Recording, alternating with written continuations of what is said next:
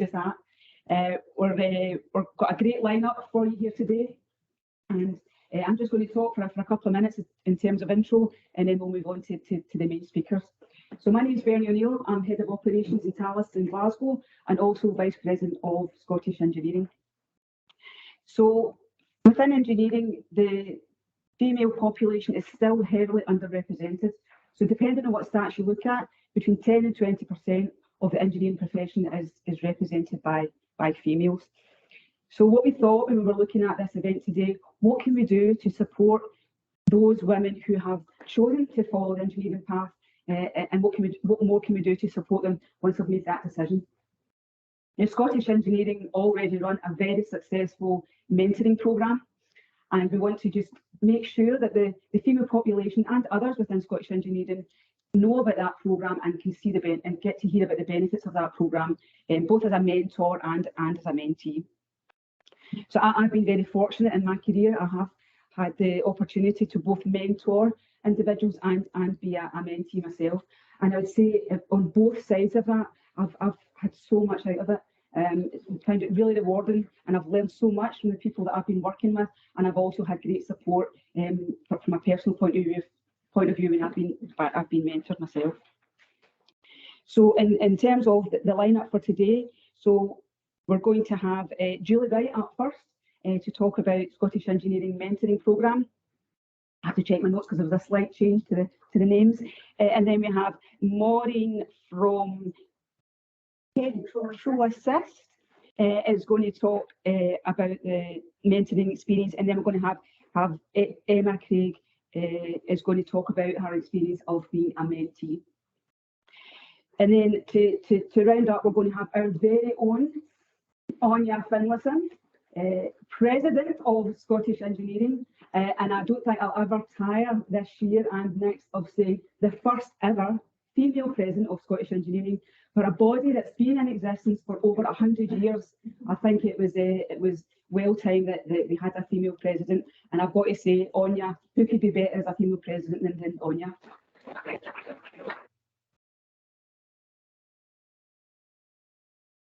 So we're going to kick off now with Julie. If Julie could come up. Thanks, Julie. Thanks very much, Bernie.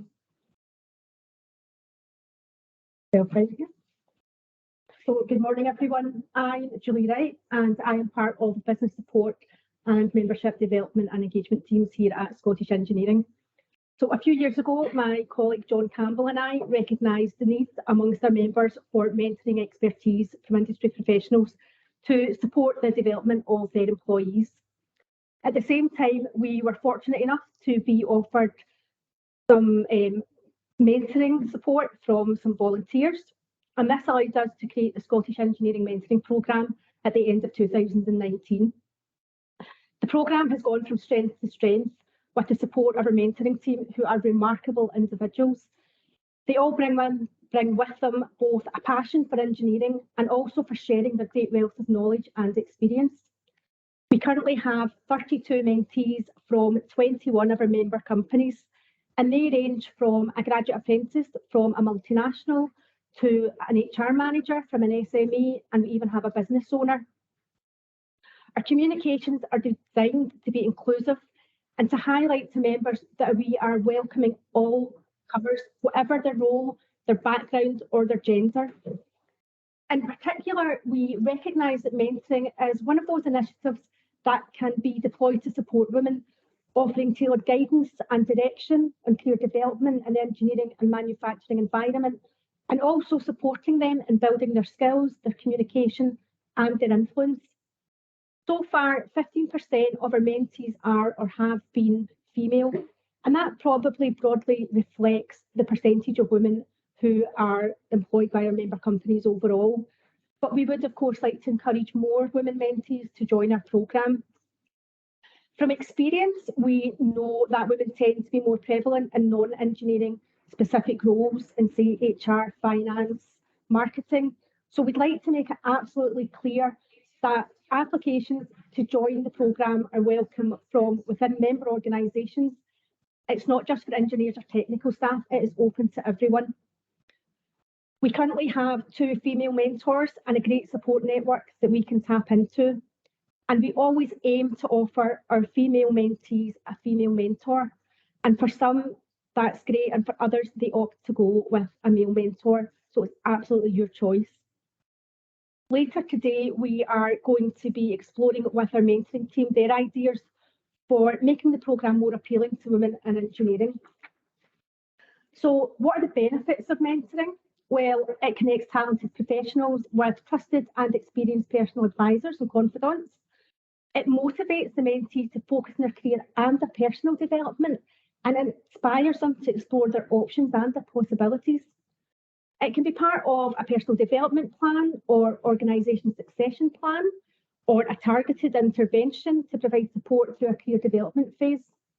And it also enhances their communication and leadership skills. And it allows the mentees to tap into the perspective and experiences from outside of their own organisation and to grow their external network.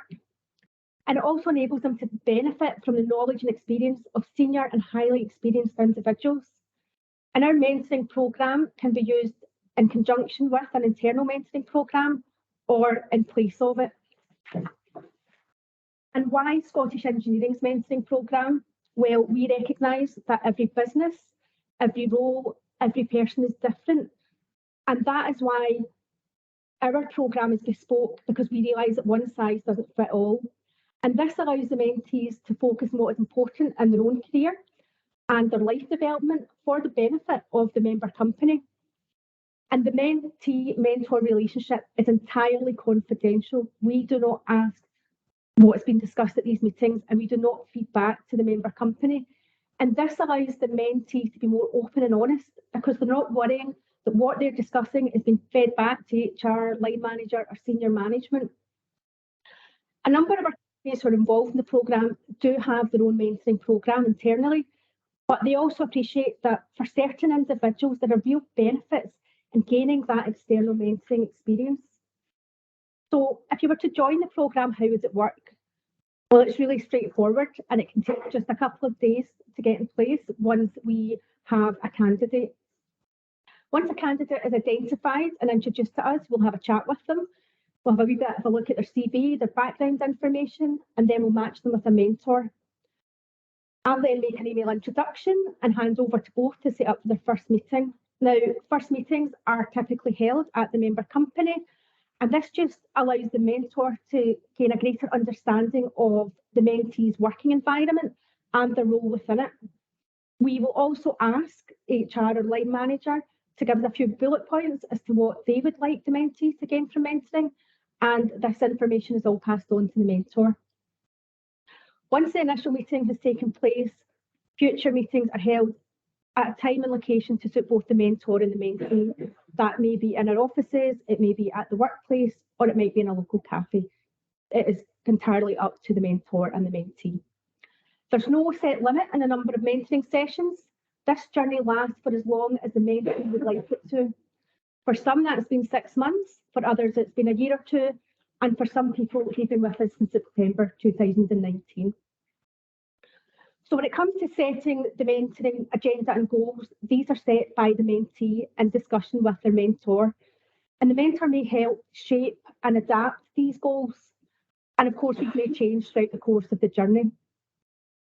To have an effective mentoring relationship, evidence suggests that it is a mentee who is driving the agenda, and it is a mentee who is asking most of the questions. The mentor-mentee relationship requires personal commitment from the mentee and a proactive attitude in engaging with the mentor and arranging when each mentoring session is to take place. And the feedback that we've had from our mentees and from our member companies has been very positive. In some cases, our mentees tell us that their mentoring relationship has remotivated them and it's helped them refocus on their career and their life plan. And for some, it's supported their career development and also their promotional path. And for others, it's been more of a helpful steer, but for all, it has been a very positive experience. We've also had mentees recommend and recruit their fellow colleagues, and we've had mentees who moved from one member company to another who have asked to stay in the programme, and that lets us see that they see the value in the programme. For some of our new members, Access to the mentoring programme has been a key part of the decision to join Scottish Engineering because they want to retain and develop their staff. And at Scottish Engineering, our focus is on supporting our member companies, helping to fill the skills gap, to retain and develop employees, and to ensure that our industry is inclusive and diverse. And the Scottish Engineering Mentoring Programme is a key part of this agenda. We'll hear this morning from Maureen Conlin, who's the HR manager at Petroassist, and also Emma Craig, who is their contracts manager. Emma has completed her mentoring journey with us, so they're going to speak this morning about their mentoring experiences from the viewpoint of a member company and a mentee. So if you like what you hear this morning, and if you think mentoring is for you or any of your colleagues, or indeed if you're interested in volunteering to become a mentor, please do get in touch with us. We'd love to have a chat, and we'd love to welcome as many people as we can onto the mentoring programme. And the more women we can help to progress their career in industry, the stronger our engineering industry becomes. Thank you. I'll now pass over to Maureen. Morning, everyone. Shall I put my camera on for this? Now, forgive me, I'm a very fast Scottish speaker, so I'll try not to do that today. Petroassist are a branch of the Petroassist group. The group's headquarters are based in Portugal. The group manufacture petrol forecourt equipment, that's dispensers, petrol pumps to you and I, and car washes. In the UK, we sell, install and repair petrol pumps. We have 102 employees, 59 of them are service and installation engineers, and the rest are support staff. We have 32 employees based at our office outside Edinburgh. The rest are located far and wide across the UK. We identified 3 employees to participate in the scheme, and 2 of them were female. The employees had recently been promoted, and we saw the Scottish Engineering Mentoring Programme as a way that could help them grow into their new role. The mentoring programme also offered independent and unbiased feedback and allowed us to take advantage of learning what other businesses we could do and get the benefit of some benchmarking. The programme offered our employees some new and fresh ideas that they could use in their day-to-day working. We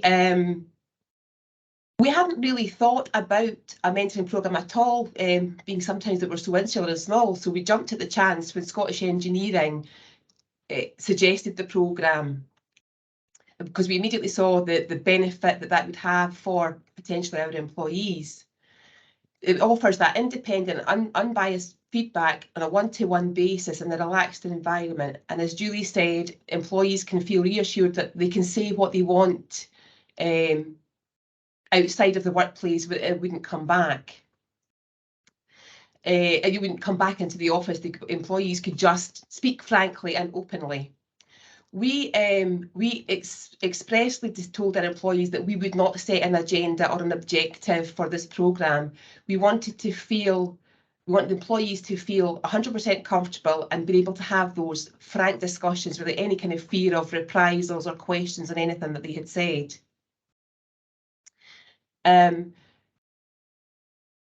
We've seen their employees develop through being able to be more open in the workplace. We're very proud of the fact that we think that we've got a very small business with 30 people, usually locally, effectively sitting in a meeting room, and we're very open anyway.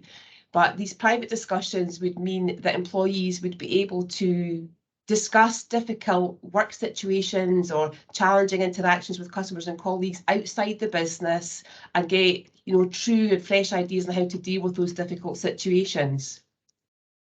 In the future, I think we might well actually, to ensure that we get the best out of that programme, at least set some kind of target to say that there is the expectation, or share with the mentee rather, that there is the expectation of what did they want for the outcome, and we can help them ensure that they get that. We left it completely open in order that the individual could feel completely comfortable in that situation.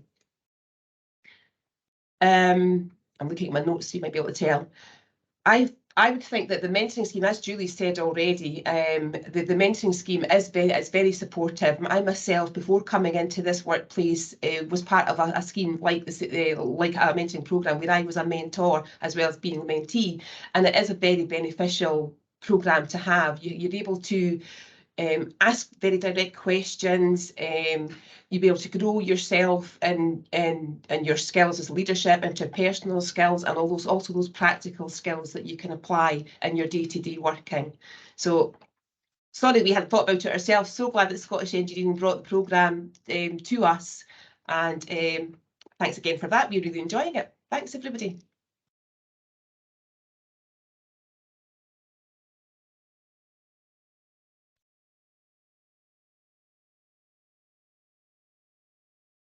It looks like the office are on mute at the moment, Maureen.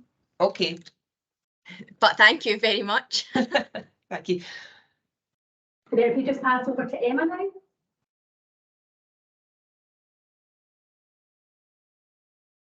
Yep.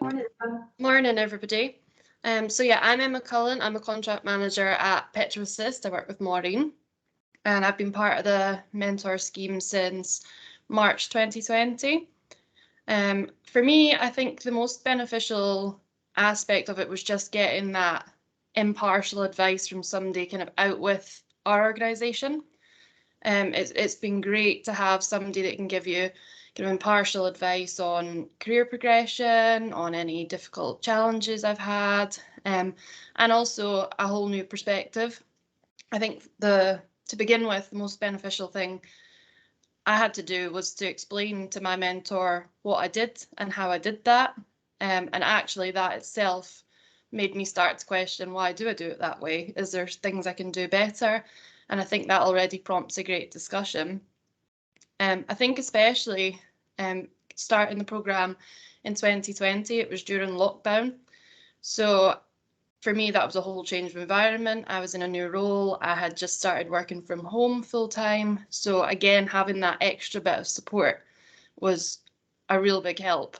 And it helped to kind of have that extra point of contact outside of the organisation, who really has always been available. Like it's, as Julie said, there's kind of no limit on the sessions, and I find that, well, my mentor particularly, he's very flexible. He's been a huge help, and also I think giving me ideas on career progression and opportunities that I hadn't thought of. We talked a lot in my sessions about women in engineering and what possibly I could do to promote that. STEM outreach programs, all things that I didn't necessarily consider that I could do.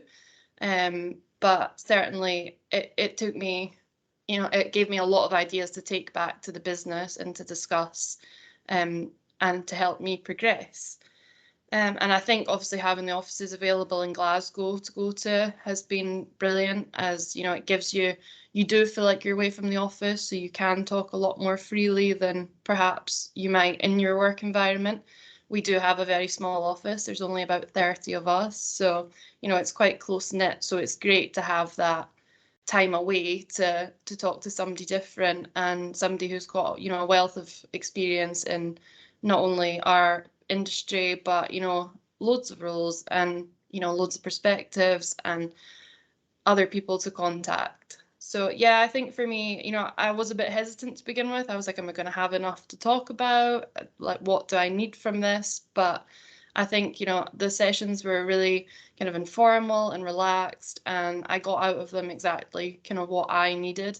Because as Julie said, you kind of drive these sessions and take what you need from them. And my mentor particularly has been hugely helpful with that. So yeah, it's much appreciated. And I've now got a lot more ideas for what I could do in my career, perhaps, training courses that I can go on. And also it was a great way for me to then build my confidence within the business, because I could talk through my ideas with someone else so that I could take them back to my role in the best way possible. So yeah, really have appreciated my time in the scheme. So thank you to Scottish Engineering and to my mentor.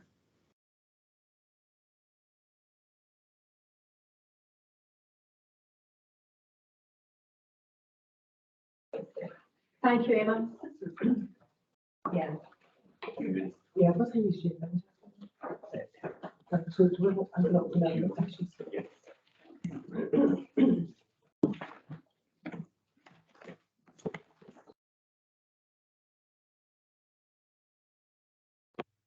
Okay.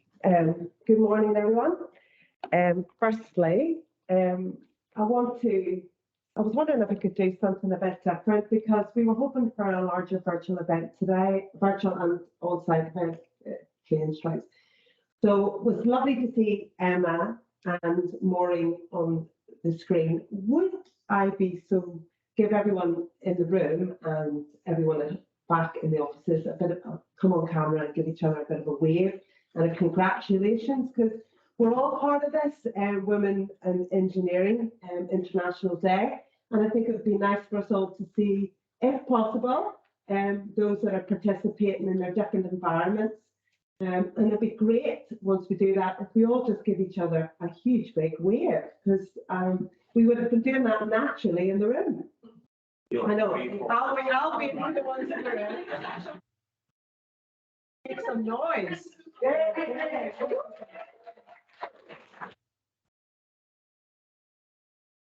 Thank you very much. I know that's a very selfish ask, but I get my energy, as you can tell, from people.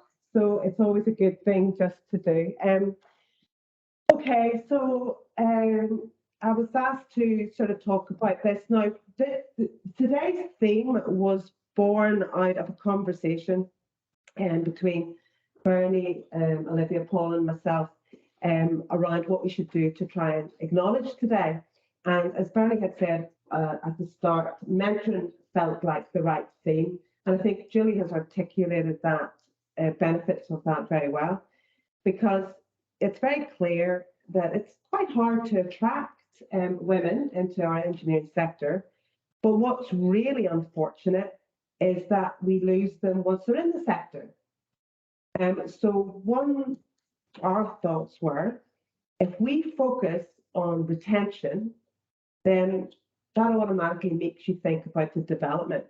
Because if we have a clear development plan, I just think it naturally attaches itself to staying with someone. So that's why this is the theme of this morning. And Bernie is incredibly passionate about us absolutely doing our maximum effort to retain our very unique and special 10 or 20% in our sector. So hence the focus on mentoring as a method. So it's really great to have everyone here. And as I think about myself, because as a manager, an engineer, and a leader, I can tell you I'm a very different leader today than I was since I took my first sort of team leadership role probably 20 plus years ago. In fact, I actually think I'm a very different leader today than I was 2 years ago. And I know I'm going to be a different leader in another 2 years. And I think that's because I'm a real believer in self-learning and development.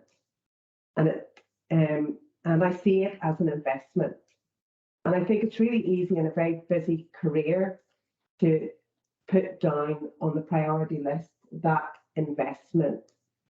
But at every stage when self-learning is invested in, I guarantee you, your productivity is different as an output. Your impact on the organisation is different as an output. So it is an investment. And that investment is on your own career. I have said often to people, you own your own career. It is not a manager's responsibility to develop a development plan. It is our own personal responsibility. It is our outcome we're seeking. And so therefore, that learning happens in many ways. It happens for me, it can be a TED talk as a walk. It can be LinkedIn learning. It can be really simple things that I need at the time. I actually brought with me a book that I got 20 years ago. It's called 4-Year Improvement. It's a guide for development and coaching. And so for everyday obstacles, sometimes that's just my little guide because we don't know the answers. The second thing is obviously company-led development, and I have definitely always said yes to opportunities to do that. One, because I get to learn new ways of working with other people, relationship building, but also the personal awareness of it. And lastly is that mentor-mentee relationship with coaching myself and coaching others. And I think sometimes when you go into a mentoring or mentee relationship, especially as a mentee, you're not there to solve everything, right? I opportunities for this during my career, and at every stage, it's been a different need. You know, the first time I became a team leader, that was a need. And when I started to think about going into that room, you know, when you're a peer and everyone sounds really confident and very, you know, professional, and you're afraid to speak up, that influencing in a peer group was another trigger. Things like building resilience when you're going through quite a lot of adversity, and that adversity can come in different forms. Those little nuggets are what a mentoring or a coaching relationship can really help you work through. So I personally think that relationship that you choose and the person that you choose to mentor you can be different for those different scenarios. But I definitely think it's a fantastic ingredient on anybody's personal journey. And I would strongly recommend that, if not this programme, the essence and the theme of today is to be adventurous and to seek it out. And with that tag, it is an investment. And I think, I suppose for me, I would suggest that Julie spoke incredibly well about the benefits of the scheme in Scottish Engineering, and you may have schemes within your own organisations. But just be a bit demanding and just ask for it, okay? Have that confidence to say, I would like this and I'd like it for this reason. And I don't think anybody rarely says no in that scenario, okay? And I, Bernie and myself and Olivia and a few of the other exec members are completely open to mentoring individuals as they come forward and adding to Julie's sort of group of mentors. And as a mentor, I also get huge learning. First of all, it keeps me young, generally, because I hear new ways of thinking, you know, and it sort of breaks down some of my probably old-fashioned thinking that I might have built up over time. So I find it's a real huge mutual benefit. So I suppose if I was to give you a couple of takeaways, is if you do opt for mentoring as part of your self-development journey, you know, just take one challenge and break that one down, because it will benefit other challenges, but take one. And I think as part of that owning your career, back to what Julie has said, you own that relationship. It is your responsibility to set up the meeting. It's your responsibility to be clear about your expectations. And it's your responsibility to do the follow-up. And it's your responsibility to say, thanks very much. I've had it, I've got what I need for right now. And I'll take that and reflect on that for a bit and come back for more when I get my next challenge. But it's your relationship. So I think that's all I really wanted to say this morning. Just probably a bit more from the passion that we have in Scottish Engineering Exec to try and promote this mentoring as a real way to retain our talent on the Scottish arena. So thank you. I think we're going to open up some Q&A. So Bernie, you. So we thought, now that you've heard enough of us, what? Sorry, go ahead, Paul. Oh.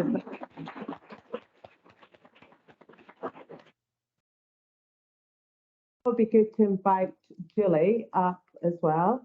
And we thought we'd open up the floor for any questions, just for probably about 15 minutes or so, Paul? Yeah, that'd be great. Yeah. As long as we've got questions. So yeah. Welcome Eddie in the chat. I'll just have a quick look at that. Or you know what, just come off mute and put your camera on and shout, or same in the room. Shout out. We couldn't hear from anyone.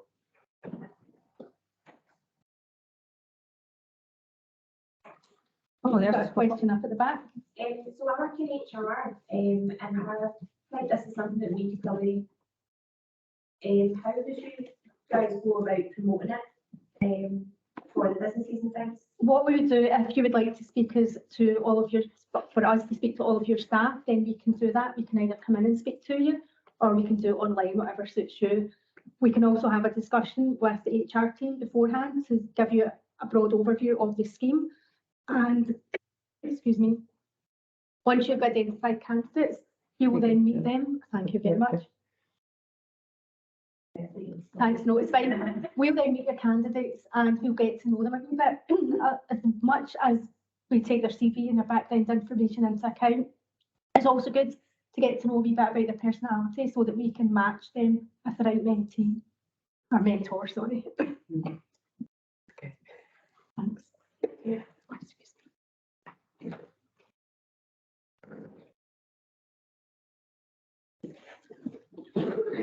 Yeah.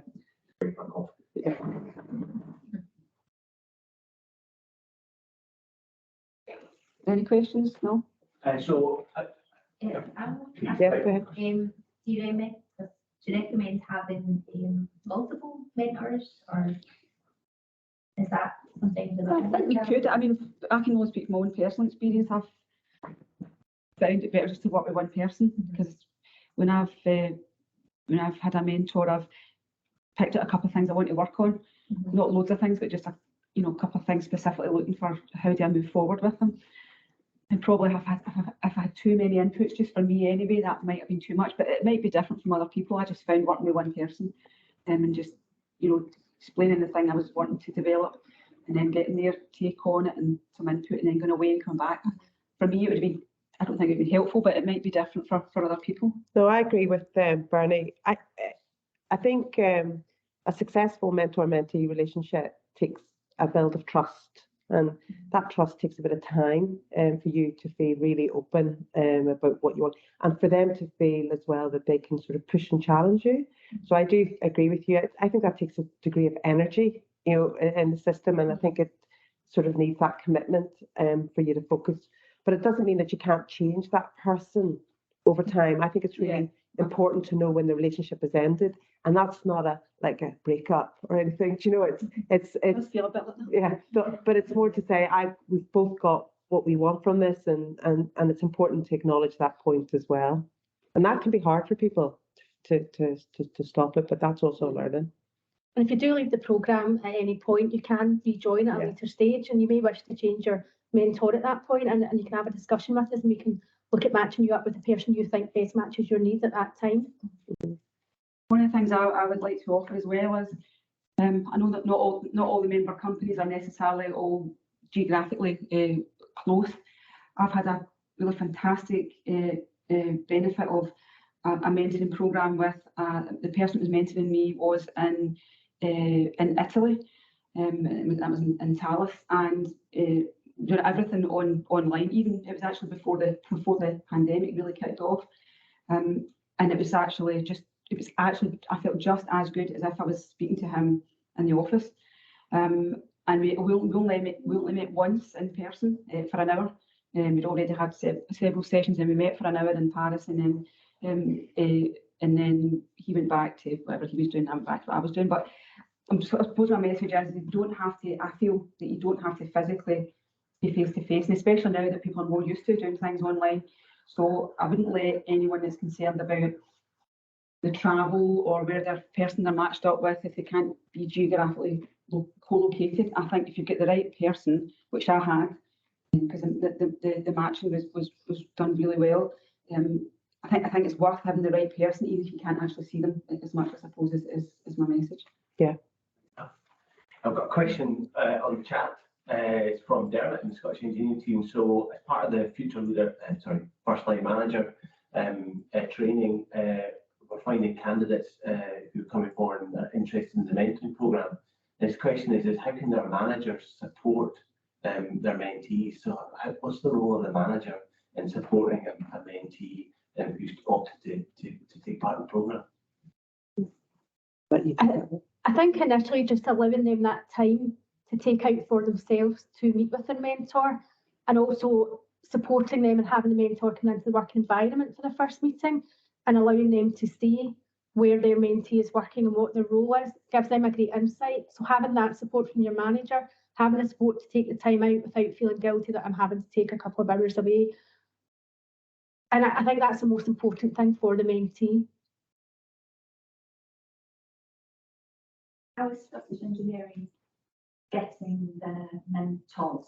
How are you recruiting them? That is a great question. So our mentors have come to us through various sources. So my colleague John Campbell, he was at Scottish Power for a large number of years, and he was one of the executive directors, and he had a great team working with him. And initially the volunteer mentors came from his team. They were people who had recently retired, and they're people who throughout their careers had been focused on developing their teams and the people around them. They're really great team workers. You know, they want to develop, they want to encourage people. So they actually came to us and said, you know, we're looking for something to do. We want to give back. And from that, then they've had people within their network, when they say, oh, I'm part of the Scottish Engineering Mentoring Programme, they have then said, oh, I'd quite like to find out about that, and we'll have a chat with them. And it has just gone from strength to strength through word of mouth. We do also promote our programme, and we're going to be doing that today. So today we'll give out a bit of an overview through our marketing platform to all of our member companies, and we'll also be sharing this online. And included within that will be bios of our current mentors, and that means you can have a look and see if there's someone you think, you know, they might be quite well matched to mentor me. And from that as well, we have people contact us from within our member companies who say, do you know, I'd quite like to be a mentor. I'd like to give something back. So we do have a question on chat, and probably it was unfair, Dermot, not giving him the offer to come off mute. But Andrew Fife has asked the question. Andrew, I'm going to pause in case you want to come off mute and ask a question, and if not, I'll ask it for you. Yeah, I'm happy to come off. Can you hear me okay? Yes, perfectly. Brilliant. Okay, so I picked up on the thought about career development plans and encouraging retention, and that's a really, really good thought, actually, when there's a shortage of engineers generally in the workplace, male or female. I just wanted to pick your brains, really, on what you thought creating a good career development plan would be like, you know, if it and one that had value, rather than just being a tick in the box exercise. So from a company and a personal perspective, really. I always think a good development plan is something that I'm a big believer in, sort of having monthly one-to-ones with the team, and I expect the same, because the conversation needs to be quite relevant and live. And that development might be, in an engineering world, a portion technical and a portion soft skills, depending on what their aspirations are in terms of what their next steps will be, or their current difficulties in their role will be. So I do think it's a development plan has to be unique. I think you have to manage the expectations of individuals, because it's not the company's responsibility to sort of fund 10 things in 1 year. There has to be a degree of learning in flight. What are you going to do yourself? What are you going to do in terms of your exposure to your colleagues or peers' experience? And what are you going to do to sort of incrementally manage your own growth? And then that can be coupled up with some structured programs, depending on where you are in your career. But I do think a development plan isn't something that should be buried. And I do think it needs to be owned by the individual, not the manager. And it's the individual's responsibility to keep it alive. But a good leader should also be asking those questions as well. I don't know if that answered the question, Andrew, but that's probably my own personal perspective. Yeah, no, it's good thoughts. So I'll pick that up and think about that some more. Thank you very much. We have another question in chat. Michelle Armour, do you want to come off mute and ask a question? If not, I'm happy to ask it for you. Yeah, no, I'm happy to ask the question myself. It was really just to ask if the panel agreed that as senior women in our industry and our organisations, do we almost have a responsibility to mentor that next generation of women coming through, you know, and is that something that we should almost be, you know, mandating in organisations? Mandating It's probably the wrong way to go about it, but encouraging, strongly encouraging is probably what I would suggest. Yeah, I was encouraging, yes, but I certainly wouldn't mandate it. I think mandating that kind of thing is a recipe for disaster. Yeah, I do feel personally a responsibility now to do more. Maybe I'm woken up to it slightly later than I should have. Past few years I've been doing more. Maybe I could have done more before, but here I'm doing it now.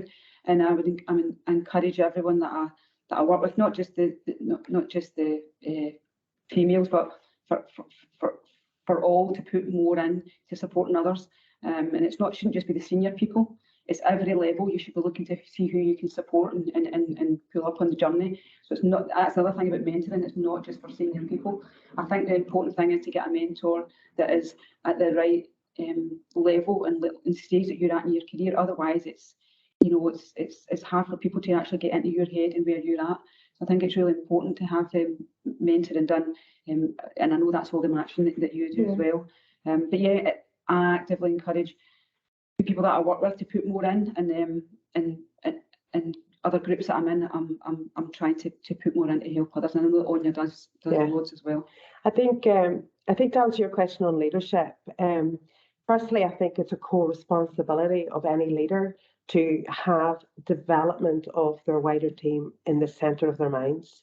In an old company of mine, it used to be actually 20% of my objectives, and actually, I've always believed that was actually a fantastic performance enabler for the organisation. We currently don't have it. The second thing is that back to what Andrew was relating to in terms of the skill shortage, the stats around skill shortage for Scotland, the next thing, are very real. There's no dismissing. We do have a skill shortage, and we're going to have a skill shortage for the foreseeable. So our ability to attract, retain, and to foster talent in non-traditional ways is actually going to be part of the solution. So we're going to have to be really creative about not being closed to this person. You used to get your talent from this area, and that's where you got it from, and that's the only place you got it. Well, I think we're going to have to really break all of our boundaries and thinking on that and say, well, actually, how do you pivot skills for the future? So that does require real proper leadership thinking and proper investment in order to do that. So actually, that 20% that felt fairly comfortable in one of my organisations actually faces a leadership role going forward. That's going to be higher in the near and medium term. So I would definitely think, regardless of, and part of that solution, to Bernie's point, is that we have an untapped sort of, we've got great talent in our industry. We've also got an untapped area of within our industry as well. And so it's about part of the creative solution accessing that. So that's sort of how I feel about it. And to Bernie's point, I've probably been quite probably reserved in this area about the promotion of it for various reasons. But I definitely feel that this leaning in now is actually really important to protect our sector over the forthcoming years. We don't have any more questions on the chat, and I think we might have. Oh, we have another one, please. Thanks. So it's just to ask the panel, did you have any specific advice that you could give to us as for us to be able to give back to the community at a kind of individual level? So how would we be able to help to influence the next generation of women in engineering, or just engineers across the board? Do you mean from a mentoring point of view? So just from an individual point of view, so what we could do. There's lots of outlets for that. You could become a STEM ambassador. We also at Scottish Engineering, we attend various events. We attend various work ready days, careers fairs, open nights for parents, children and teachers. And it's really important to start the conversation. We have this huge skills gap, and it's really important to start the conversation about careers in engineering at an early age. And that should happen at primary school, as we work alongside primary engineers who go into schools. and discuss this with parents, teachers and children to open that conversation, because quite often at home it may be the parents who say to a young girl, you can't be an engineer, that's for boys. We need to let everyone know that everyone can be an engineer, and we need to encourage that. So if you become a STEM ambassador and you become involved with primary engineer, or if you come to one of the DYW events with Scottish Engineering and you speak to children and teachers and parents and let them know what's going on in our industry, what engineering is, how exciting it is and what we're doing in Scotland, and let them know it's not just the bad news stories like BIFAB or Ferguson Marine. There's lots of great work going on in engineering in Scotland, and we need to shout more about that. So promoting engineering and all the good things that are going on. There's lots of ways you can come involved, and if you'd like to have a chat with me afterwards, we can maybe get involved in more of these events. And a piece of data is that young early career engineers have more of a hook for our younger skin rather than us oldies, right? So actually there is a very important role, because early career engineers are very attractive to young adults as role models. So yeah, I totally agree. Absolutely brilliant question. And I think one of the best things you can do is any opportunity you get to say, I am an engineer. Yeah. Engineering is the hidden profession. Engineering is everything about society, and that's why I love it so much, because it's in everything we do, but people don't know what it is. So I'll give you a very, very short example. We had the Scottish Engineering Awards a few weeks ago, and my hair was a mess. I thought, I really need to get a haircut. I hadn't booked a haircut, and I was in the town. I thought, well, there's a hairdresser's there, and Buchanan Street. I thought, I've never been into it, but it's a similar one to, it's the same branch, the same type, a different branch. So I went in, managed to get a booking, sat down, she starts cutting my hair. I thought, I'll just, you have a wee chat with the hairdresser. I said, well, I'm going to this event, Scottish Engineering Awards. She's like, oh, engineering, what is engineering? I was like, well, we'll explain it's everything. And she said, are you an engineer? I said, yeah. She's like, I didn't realise women could be engineers. And I thought, oh my God. And she had 2 young children. So we just started talking, and I said, see when you're speaking to your kids, talk about engineering. I said, because it's fantastic for opportunities, it's great jobs, it's everything we do, from explaining, like, from you flush your toilet, to use your phone, to use the internet, to you watch a film, to you drive your car, to you go your holiday in a plane, absolutely everything. So I didn't know that's what engineering was. So it's great to go into the schools, but the parents have a massive influence as well. So every single opportunity you get to say, I am an engineer, prompts a conversation, because people know what doctors do, they know what lawyers do. I don't know what engineers do. Sorry. Can I add something? So I really appreciate you all going into my kids' schools as well, because I've only got boys, but I'm an engineer, and I've told them their whole lives I'm an engineer. When they draw a picture of me at school, it's mum doing the hoovering. But if some younger woman goes in and says, I'm an engineer, they go, Mum, there was an engineer at school. And I'm like, really? Like, really? Like, oh. They don't take it in. So I really appreciate anyone going in and telling them about engineering. Because your own parents sometimes can't get it over to you. It's got to come in outside somebody else, somebody who's impressive. Yeah. I think it's we just need to keep saying we are engineers. Yeah. I'm so proud of being engineers. We're not good in Scotland about shouting out about what we're good at, and that's something we need to get better at. Yeah. All right then. So any final questions, Paul? Good. Well, we really welcome feedback on today, because we thought, what could we do to mark the occasion, but to give everybody something to the occasion. So hopefully we've done something with that today. But again, Bernie, Olivia and I, Paul and Julie, would be really open to your feedback, because we would just want to keep building on this. And we are completely open to both positive and constructive feedback as part of the learning process. So do you want to close out today, or? Yeah, just to say thanks to everybody for joining online. Thanks to the folks that made the effort to fight through the traffic without the trains, and thanks to the people that done the talks and the contributions, and thanks for all the questions. We can't have an International Women in Engineering Day every day of the year, but looking forward to next year already. Thanks everybody. Thank you.